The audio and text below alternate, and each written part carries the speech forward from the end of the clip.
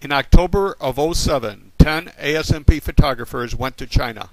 They were invited by the provincial government to document, interpret, and help define Rizhao City, Shandong Province, a port and resort on the east coast.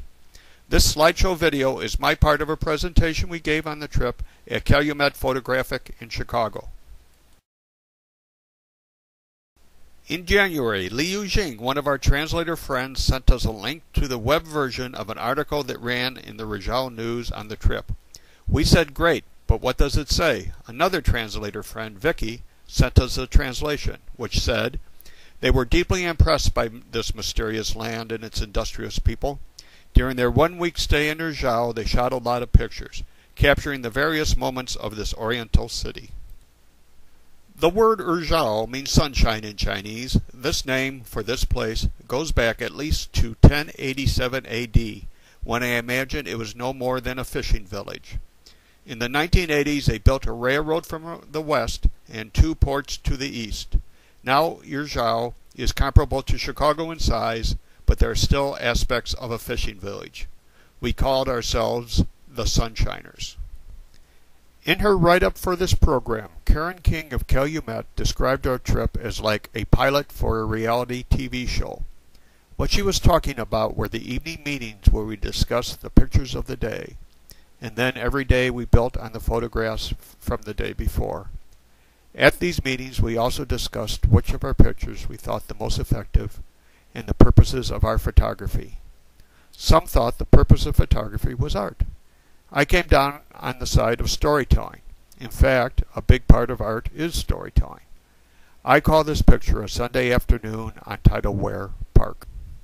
This photograph was taken before breakfast on my first morning in China.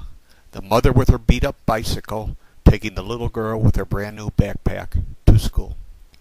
Our project was divided into 4 subgroups, loosely based on our photographic specialties.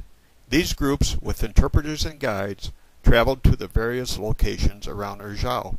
I was in the industrial group. This was a good fit for me because I have spent a good part of my career in plants. Gu Pingjuan is a manager in the warehouse area of the Shandong Jinlian Oil Company. The company makes soy cooking oil for domestic consumption. The soy is imported from the United States. The Haitong Silk Company is located in the old area of Rizhao. In the process of making silk, the bad silk cocoons are separated from the good ones.